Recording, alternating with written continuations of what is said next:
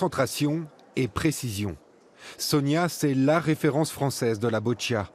Atteinte d'une myopathie, cette Nancéienne de 29 ans pratique cette discipline proche de la pétanque depuis une dizaine d'années et collectionne les titres de championne de France. Dans sa catégorie, un assistant dirige une rampe selon ses instructions pour qu'elle lance ses balles au plus près du cochonnet, appelé ici le jack. Qu'est-ce qui vous plaît justement dans cette discipline-là? Le sens de la compétition, la concentration. C'est vrai que c'est un des seuls sports aussi en fauteuil électrique qu'on peut pratiquer. Donc du coup, au moins ça montre que nous aussi on peut faire du sport. La boccia, qui se joue aussi à la main, compte environ 3000 pratiquants en France. Beaucoup d'entre eux sont atteints de handicaps sévères. Toute leur attention et leur énergie sont donc mobilisées au moment de lancer les balles. En boccia, ils sont au max de leur capacité physique, ce qu'ont du mal à comprendre à première vue le grand public.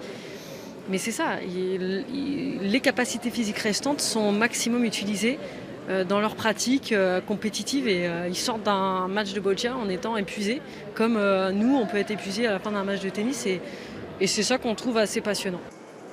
Discipline paralympique, la boccia n'est vraiment structurée en France que depuis une dizaine d'années.